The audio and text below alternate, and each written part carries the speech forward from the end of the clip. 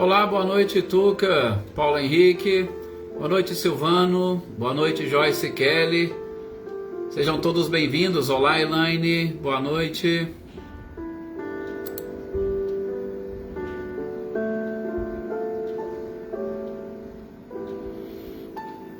Boa noite, Valdete, boa noite, Lucas, boa noite, seu Luiz, sejam bem-vindos. Olá, Paulo Henrique, Cecília, boa noite, Reinaldo.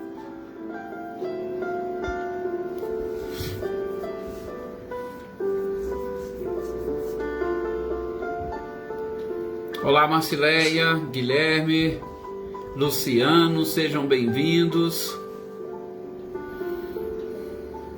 Olá, Marinha, boa noite.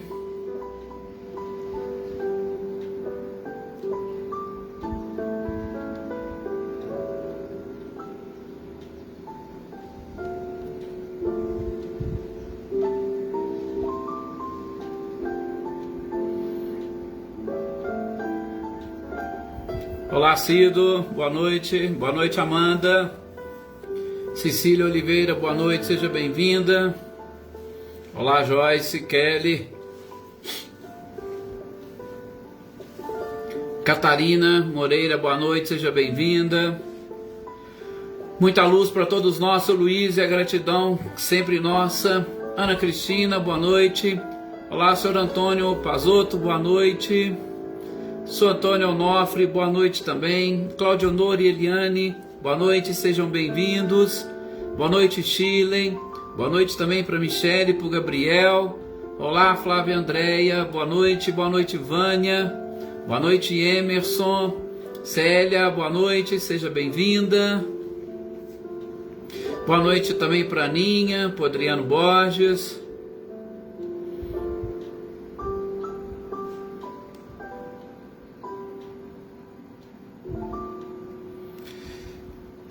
Renata Cristiane, boa noite para aqueles, Renata Gomes, para aqueles que eu não identifiquei, que não apareceu, boa noite, Leopoldina, e para aqueles que forem chegando, nosso boa noite, para aqueles que forem assistir depois, bom dia, boa tarde ou boa noite. Olá, Adriana Alvarenga, Lídia, seja bem-vinda, Selma, Rick. Vamos então agora nesse instante nos prepararmos para nós iniciarmos as nossas reflexões. Sim, Marinha, será muito proveitoso esse estudo, com certeza. Que nós possamos então agora elevar o nosso pensamento ao mais alto, mais uma vez procurando entrar em sintonia com a espiritualidade superior, principalmente pedindo o auxílio ao nosso anjo da guarda, aquele espírito que nos assiste diuturnamente, e que muitas das vezes ficamos desligados. Nós nos esquecemos que temos um amigo que nos acompanha constantemente. Que nós possamos nesse instante levar o nosso pensamento, agradecê-lo por todo o carinho que ele tem para conosco, por ter principalmente avalizado a nossa reencarnação e nos acompanhar em todos os momentos, aproveitando que juntos, nós e eles, mais os outros espíritos desencarnados que se encontram aí nos nossos lares ou nos nossos locais de trabalho, onde quer que estejamos, a gente sabe que estamos cercados por uma nuvem de testemunhas, como diz Paulo de Tarso, e este é o momento adequado e ideal para convocar a todos os irmãos para nos antenarmos com estes ensinamentos oriundos da própria espiritualidade, para nos auxiliar na busca de conhecimento e informação que nos conduzirá à nossa perfeição, à própria felicidade ou a uma consolação necessária. Tudo isso para amenizar, sobretudo, o nosso sofrimento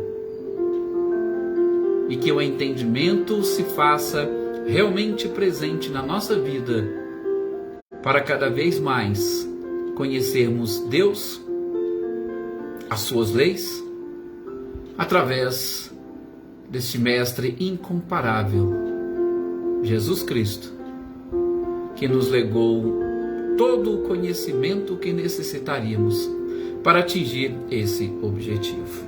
Que assim seja. Que assim seja, e realmente muita paz e muita alegria para todos nós nesses instantes. Boa noite então aqui para Josi, para Eliane, para o Ricardo. Boa noite, Edna Maria. Olá, Ricardinho e Lúcia, sejam bem-vindos. Boa noite também para o Ronaldo, Adriana Dantas, Dona Edi, seu Milton, Fabiana Dove, Maê, Fabiana Caldas. Que bom, muitas pessoas aqui participando conosco desses nossos momentos de reflexão e hoje dando sequência à leitura do livro O Céu e o Inferno. Ou, não se esqueçam do título, gente, o título é O Céu e o Inferno, ou A Justiça Divina, segundo os princípios que a doutrina espírita nos apresenta.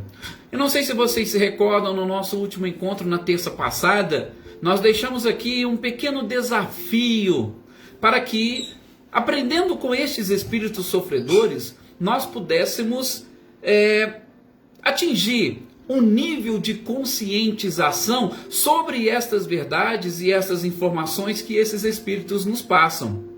E aí, salvo engano, ainda falei para vocês, vamos fazer um teste, vamos ver como que nós nos sentimos diante de um comportamento orgulhoso que nós tivermos, ou um comportamento bom.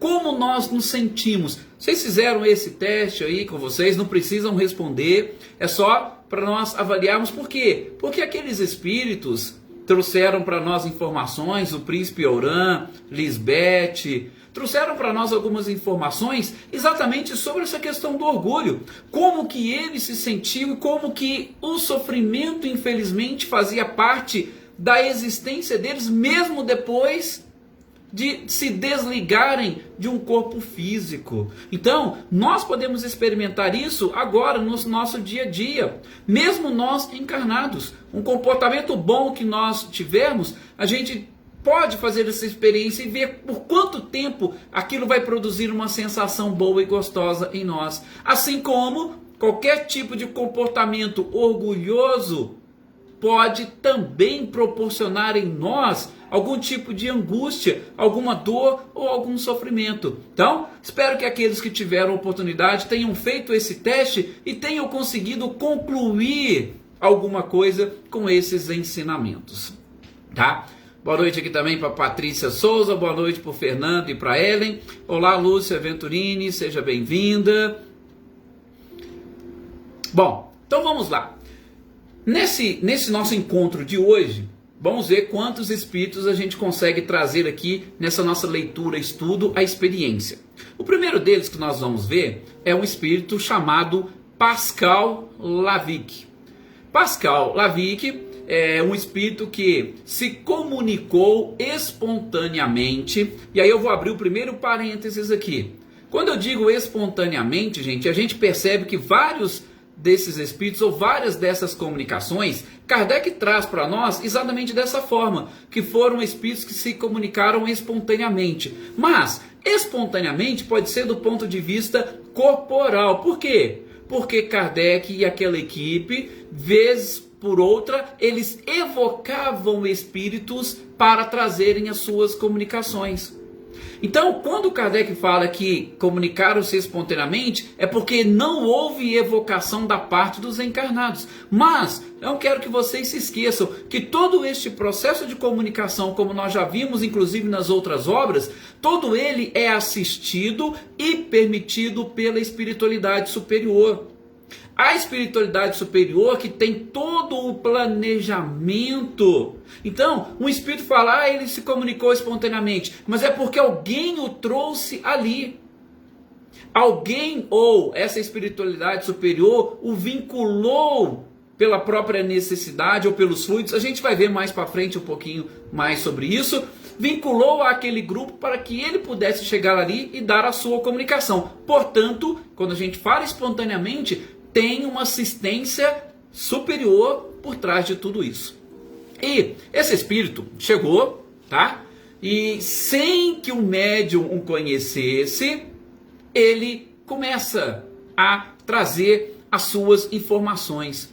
E o interessante é que ele começou, tá? O próprio Kardec diz que ele começou a passar a informação, mas no meio do caminho, a caneta, o braço parou, e essa comunicação só veio ser complementada no dia seguinte.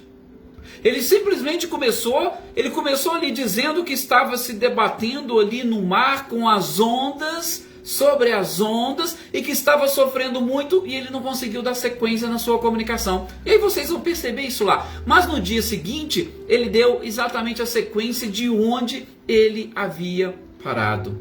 E aí ele começa exatamente dizendo que foram justamente as preces daquelas pessoas que ficaram na terra que o auxiliaram a pelo menos diminuir o sofrimento, para que ele pudesse ali naquela oportunidade já dar uma comunicação ou trazer informações para aquele grupo, para aquela equipe e, é claro, para nós que estamos aqui hoje lendo estes esclarecimentos.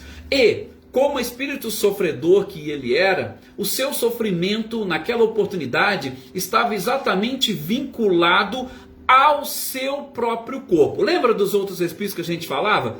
Eles também tinham este sofrimento principalmente vinculado ao corpo, porque enquanto existe ainda uma ligação, enquanto esse desprendimento, esse desligamento não for completo, nós estaremos sentindo a falta, ainda que do nosso próprio corpo, e isso gera sofrimento para o espírito. Então, ele vai dizer que, e a gente vai perceber pelas comunicações, que o corpo dele ficou pairando nas águas por um tempo.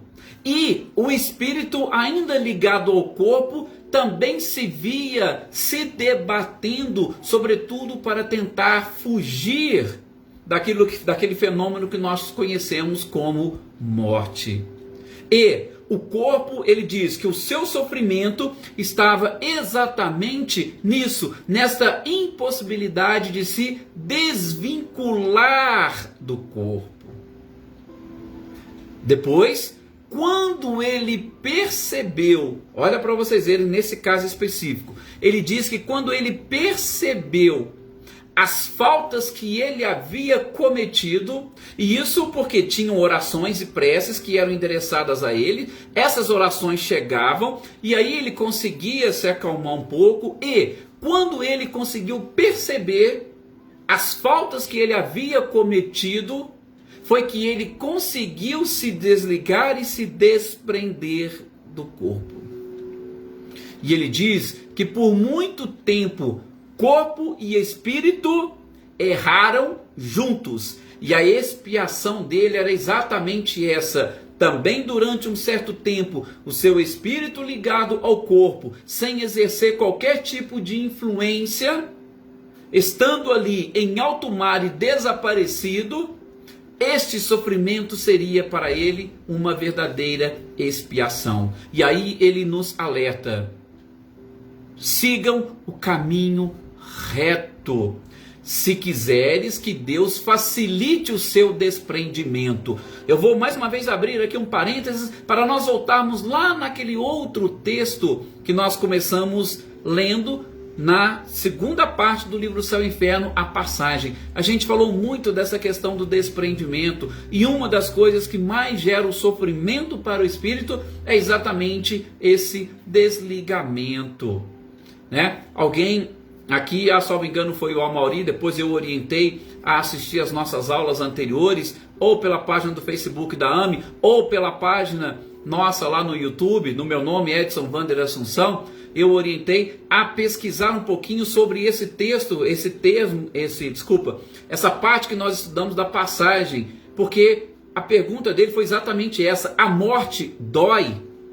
morrer dói, morrer é dolorido. E lá a gente explicou muito bem tudo isso. E em especial o que esses espíritos sofredores estão nos passando é que uma das maiores dores ou a maior causa da dor é exatamente essa dificuldade de desligamento, de desprendimento. Então, esse Espírito nos orienta, seguir o caminho reto para que Deus vos auxilie justamente nesse desprendimento. Porque para ele, o não poder se desligar do corpo foi a maior provação. O corpo se debatendo nas águas, o Espírito ali vendo todo aquele sofrimento e não tendo como fazer absolutamente nada. No caso específico dele, com o passar do tempo, os seus membros se separaram e só conseguiram localizá-lo cerca de 8 meses depois, quando acharam uma parte do seu corpo, os pés, e a bota ainda estava presa nos pés. E foi exatamente através dos sapatos que a sua esposa fez o reconhecimento do corpo. Então, para ele, maior provação era exatamente este desligamento, e que somente ocorreu depois que ele conseguiu reconhecer as suas faltas. Por quê? Porque quando a gente reconhece as nossas faltas, muitas das vezes, por conta do próprio sofrimento, nós somos conduzidos a uma reflexão interior, tá? A partir dessa reflexão interior, nós temos 2 caminhos a tomar principalmente. Ou nós partimos para o caminho da blasfêmia, da revolta, ou nós partimos para o caminho do arrependimento. E quando a gente parte para o caminho do arrependimento, a gente diminui ou cessa as nossas dores. Quando, a gente vai ver mais para frente, nós partimos para o caminho da blasfêmia, da revolta, nós simplesmente, é como se nós tomássemos um analgésico ou algo para tentar anestesiar aquele sofrimento, mas a revolta permanece até chegar o momento de você conseguir, através do arrependimento, se libertar. Então, a revolta, ela vai persistir contigo. Tem muitos espíritos, e a gente vai ver depois, repito, mais adiante, que praticam o mal, porque se eles pararem de praticar o mal, eles serão conduzidos a esse arrependimento. Então, eles tentam fugir do sofrimento. Se é que nós podemos dizer que apresenta ou representa isso uma fuga do sofrimento. Gente, nenhum tipo de revolta pode trazer paz e tranquilidade para absolutamente ninguém. Tá? Então, este foi a comunicação que esse Espírito nos trouxe. Aí depois, essa foi uma comunicação curta, depois nós temos uma outra, e essa outra é de um Espírito. E aí, interessante que eu já vou trazer esse detalhe para vocês, apesar de nós não termos as explicações completas, tá?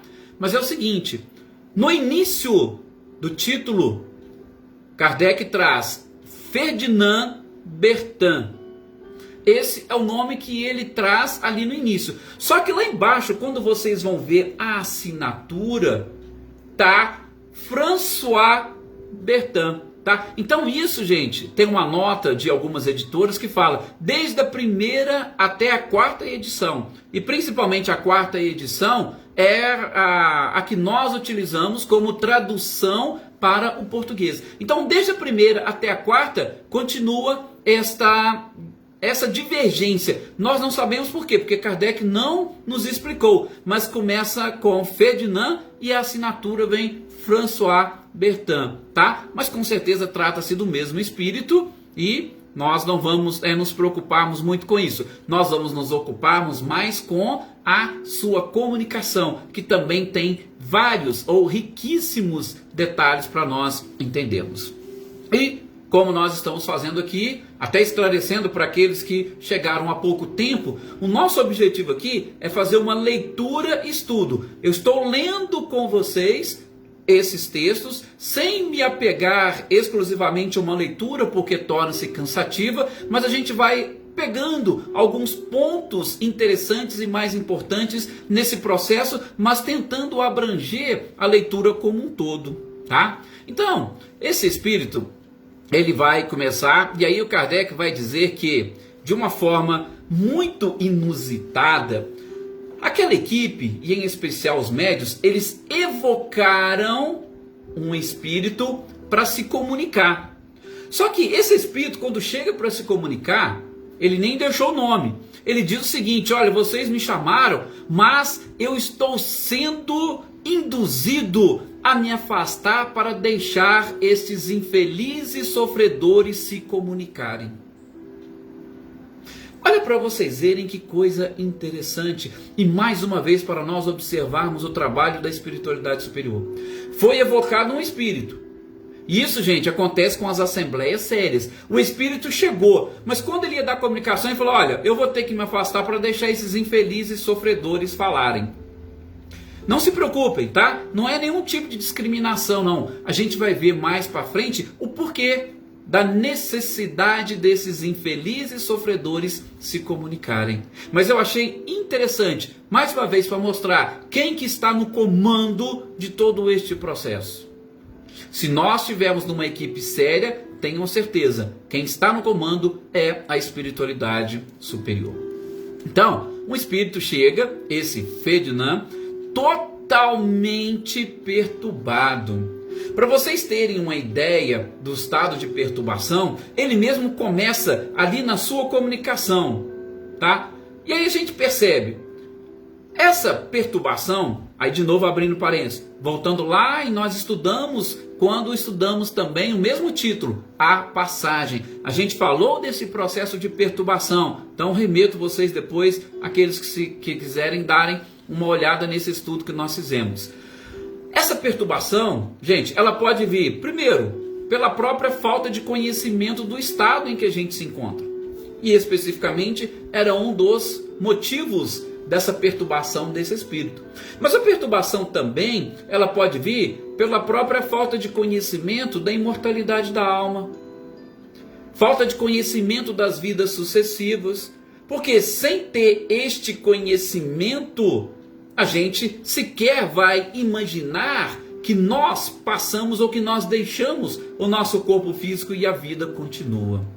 E tem também alguns sofrimentos ou estados de perturbação que são em decorrência daquela falta de preparo para este momento da passagem. Nós vimos, inclusive, fazendo uma análise de alguns textos do livro Obreiros da Vida Eterna de André Luiz, onde mostra como que a espiritualidade auxilia e trabalha nesse processo de preparação para aqueles espíritos que possuem merecimento efetuarem a sua passagem. Nós vimos também, quando estávamos estudando os espíritos felizes, que todos eles inclusive falaram: eu quero, vocês me evocam que eu quero comunicar lá assim que eu desencarnar. Então tudo isso, esse preparo para a passagem, ele é interessante e ele evita essa perturbação, ou melhor, ele evita que essa perturbação se prolongue. Porque nos espíritos felizes nós percebemos que essa perturbação era quase nula. Às vezes alguns minutos, alguns segundos, não passava de horas. Enquanto outros espíritos ia por mais tempo. Esse espírito que a gente acabou de ver ali, o Pascal, ele mesmo disse que foi mais ou menos em cerca de 6 a 8 meses para ele adquirir aquela consciência, né, de que ele era, de que ele havia realmente desencarnado, que ele estava naquela situação, tá? E até depois que acharam o corpo dele, ele voltou, comunicou e falou: olha, eu sou realmente esse Pascal Lavic que saiu aí nos noticiários e tudo mais, só para confirmar aquele trabalho. Então, esse estado de perturbação, ele é em decorrência dessas coisas, da falta de conhecimento, da falta de preparo, tá? E a falta até de merecimento, né? Então, por isso que a nossa vida deve ser um constante preparativo para o nosso retorno. Bom, para a gente ver, e Kardec traz o período, ou melhor, o estágio de perturbação dele era tamanho. Por quê? Porque ele estava ali na hora da comunicação, e ele falava que ele sentia necessidade de auxiliar as pessoas que estavam, aí eu já vou adiantando, naufragando junto com ele. Ele via que ele também precisava se segurar de alguma forma para que ele não afogasse, ao mesmo tempo que ele falou que ele já tinha visto que ele tinha desencarnado e que ele estava apenas... Veja, ele estava num estado de perturbação que, ao mesmo tempo que ele queria se salvar, ele já viu que ele estava morto, ele queria ajudar as pessoas, alguns ele já tinha conseguido, tudo isso num momento só. E ele estava ali, escrevendo isso. Olha para vocês verem como que é fácil nós detectarmos este período ou esse processo de perturbação. Então, ele não conseguia concatenar as suas ideias. E, gente, nós podemos perceber o quanto é realmente perturbador essa situação. Você não sabe se morreu, ou você está querendo se salvar, você está pedindo socorro, você quer ajudar os outros, tudo num momento só. Tá? E aí, é claro, ali ele foi conduzido com certeza pela própria espiritualidade. Ele estava numa assembleia onde ele percebia, a maioria das pessoas estavam justamente em oração. E ele pediu, olha, por favor, façam orações por mim. Por quê? Porque ele foi provavelmente orientado que as orações o auxiliariam. Tanto assim não é que ele vai dizer que ele sentiu as preces da sua mãe. Ele sentiu as preces da sua mãe, mas ele chamou atenção para uma coisa. Infelizmente, disse ele, a minha mãe está rezando errado. Porque ela está rezando para mim como se eu fosse um santo, como se eu fosse um mártir. Mas eu ainda sou um espírito sofredor. Veja, ele sentia as preces da mãe, mas ele percebia que as preces estavam equivocadas. Para vocês verem que essa ligação era tão forte que ele não sentia apenas e tão somente aquele alívio proporcionado pela prece, mas ele conseguia captar inclusive o que estava sendo dito na própria prece. Olha que coisa realmente interessante, né? E aí, nós vamos logo entender o porquê. Esse espírito, ele era totalmente desconhecido dos médiuns que ali estavam. As pessoas, os que ali, não faziam sequer ideia de quem se tratava. Aí depois, conversando, que eles descobriram que era um dos espíritos que que morreram num naufrágio que tinha acontecido em 2 de dezembro de 63. E a comunicação foi 6 dias depois. Então, como ninguém conhecia, ninguém sabia. E aí depois, ligando os fatos, eles perceberam que era justamente um espírito que havia desencarnado naquela tragédia. Bom, e aí o próprio Kardec, é interessante que o objetivo sempre foi os estudos, e ele se questionou e questionou a própria espiritualidade. Ora, nós não conhecemos esse espírito. Nós não evocamos esse espírito. Olha, por que então que ele veio até nós?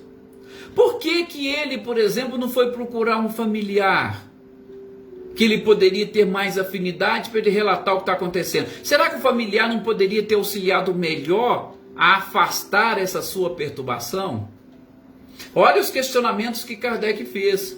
E aí ele mesmo vem trazendo para nós as respostas com base em todos esses princípios e nas orientações da própria espiritualidade. Gente, ele diz o seguinte, e nós percebemos isso com as comunicações mediúnicas, sejam elas quais forem, tá? Lógico, vou repetir, falo aqui para pessoas que são espíritas e que estão acostumadas com a doutrina espírita e com reuniões espíritas específicas de mediunidade.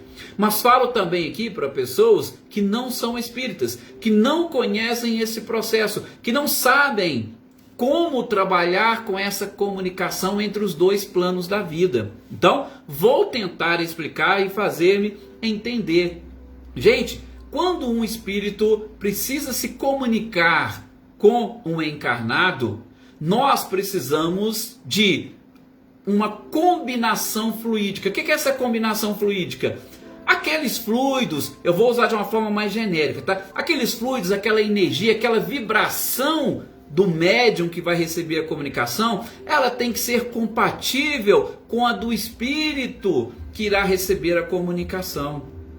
Assim como tem que ter uma necessidade tanto instrutiva para aqueles espíritos, quanto também uma necessidade, podemos dizer inclusive emocional, porque pode ser que uma comunicação atrapalhe esse estado emocional e acabe perturbando ainda mais as pessoas, tá? Vou dizer em quais aspectos. Por exemplo, alguém que perdeu aí um ente querido, aí fala, mas eu nunca tive contato, eu nunca sonhei com essa pessoa. Por quê? Porque talvez esse encontro, ainda que exista uma afinidade, uma combinação de fluidos, pode não ser necessário e pode muitas das vezes ser até prejudicial para a continuidade do tratamento de um ou de outro.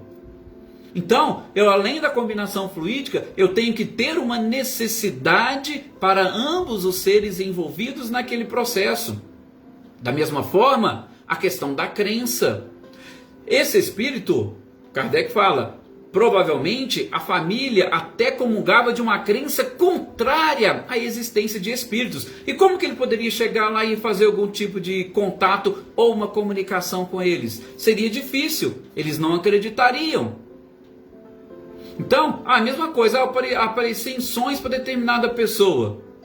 Mas espera aí, a pessoa, ela acredita pela sua própria religião que não existe essa possibilidade. Se eu aparecer, ela vai se perturbar ainda mais.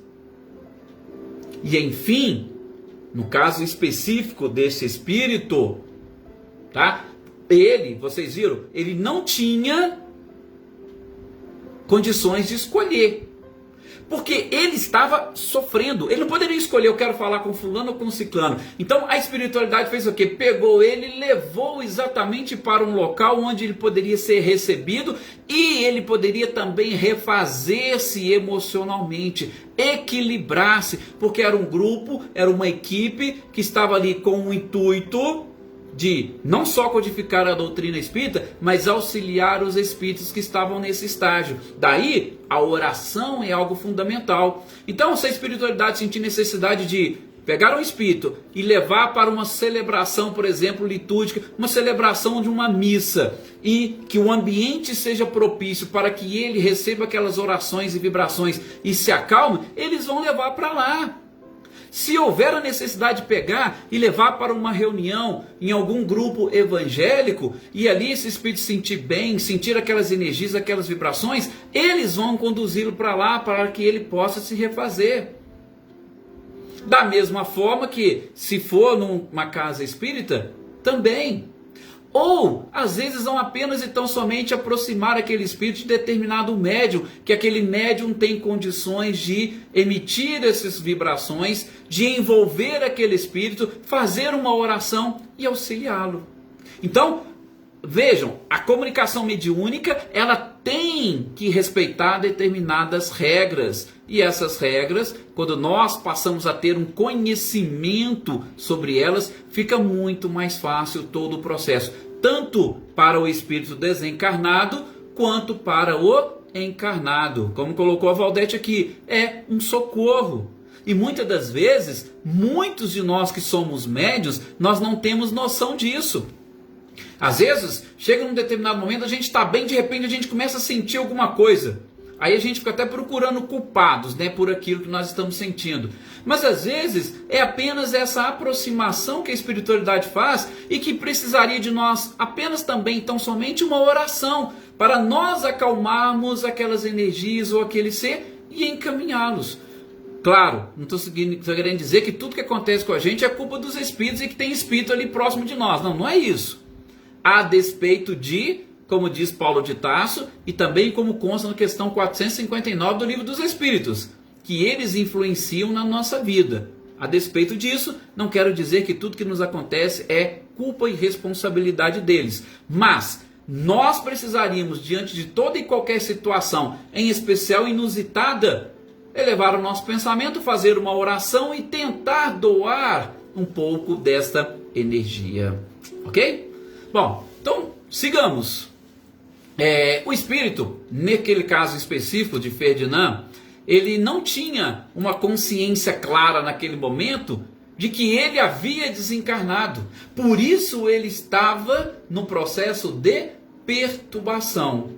Ao mesmo tempo que ele gritava por socorro, ele falava que não queria morrer, mas ele viu como é que foi a sua morte, o que aconteceu. Uma confusão total, que gerava uma incoerência. Mas isso foi ali naquele primeiro momento, porque 2 meses depois, vejam, eles chegaram ali, ele foi recebido, as orações do ambiente o auxiliaram, eles se acalmaram, com certeza ele foi recolhido pela espiritualidade. E 2 meses depois ele retorna. E mais uma vez, como diz Kardec, de uma forma espontânea. E espontânea quer dizer o quê?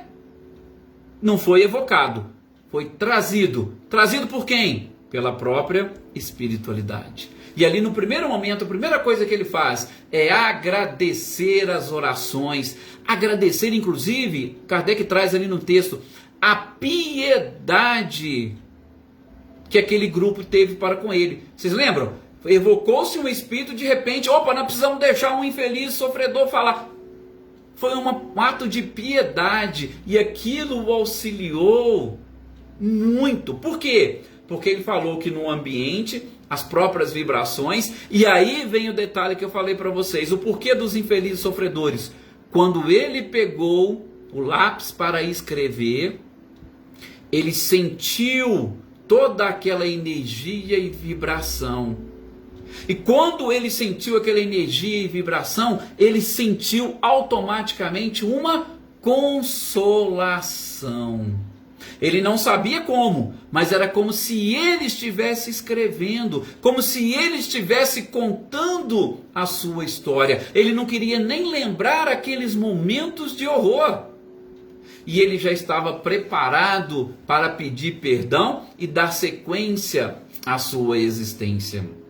Eu gostaria, inclusive, aqui nesse ponto também, apesar de que o nosso tempo está bem corrido, mas de pedir para vocês mais uma vez a permissão para abrir um parênteses. Gente, esse espírito disse que quando o grupo o acolheu e através da mediunidade ele pôde escrever e se comunicar e ele sentiu uma consolação, eu lembro, ou faço aqui referência àquelas pessoas que muitas das vezes precisam apenas e tão somente desabafar alguma coisa com a gente. Está vendo por que os Espíritos nos dizem que ouvir é um ato de caridade?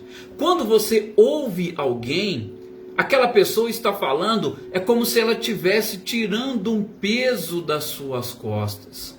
Para aquele Espírito, quando ele tomou o lápis, ele estava exatamente fazendo isso. E São Luís vai comentar no final dessa comunicação exatamente isso. Quando ele pegou o lápis, ele sentia toda uma paz, uma tranquilidade o envolvendo. Quando nós paramos para ouvir alguém, nós também estamos auxiliando e aquela pessoa está tirando um peso das suas costas, um peso dos seus ombros. Então, se digne a fazer isso por alguém, muitas das vezes por você mesmo.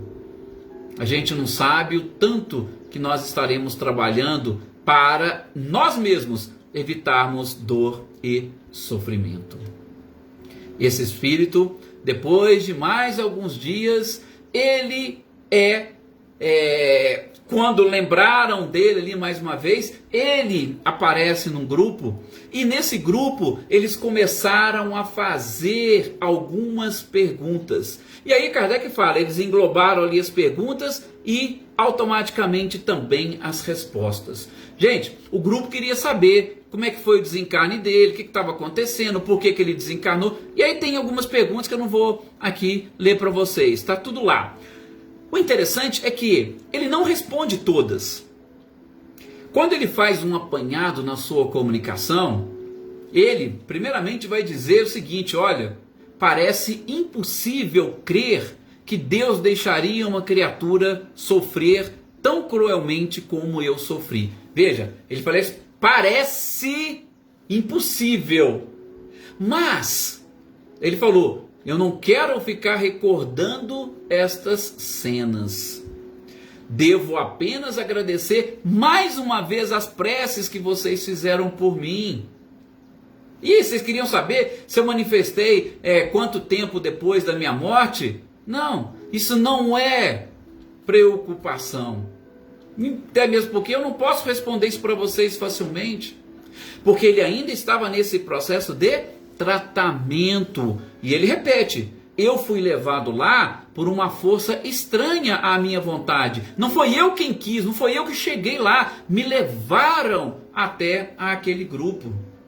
E mais uma vez repete que é coisa assim inexplicável quando ele se via escrevendo através das mãos de um médium.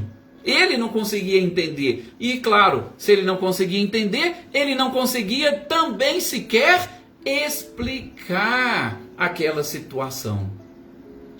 E aí, a questão é que ele fala: olha, será que terei forças para fazer uma confissão aqui para vocês? Lembram? A mãe dele rezava para ele como se ele fosse um mártir. Eu falei para vocês aqui que ele estava totalmente perturbado porque ele estava ali ajudando algumas pessoas a se salvarem, ele também queria se salvar, de repente ele se viu morrendo e tudo mais. E realmente, ele auxiliou várias pessoas a se salvarem naquela oportunidade. Por isso que muitos estavam confundindo a própria mãe dele, que ele era um mártir, que ele era um santo. Mas ele falou: olha, tá difícil para mim aqui. Não sei se vou conseguir fazer uma confissão. E aí, segundo Kardec, ele para por alguns minutos, aí depois ele continua. E ele diz: eu era culpado. E o que mais torturava ele naquele momento era ser considerado um mártir, porque na verdade ele não era. E aí ele encerra a comunicação dizendo: em precedente existência, eu mandava ensacar várias vítimas e atirá-las ao mar. Olha a confissão que ele fez. O peso que ele estava tirando das suas costas, que Santo Agostinho ainda vai falar exatamente isso. Com essa confissão, ele tirou um peso das suas costas. E em especial, para a gente fechar aqui só mais uns segundinhos da atenção de vocês. A crueldade que ele fez em existência anterior, ele pediu para vir e ele sentia necessidade de desencarnar daquela forma, mas para, em contraponto daquela crueldade, conquistar a humanidade. Ele desejava ser humano.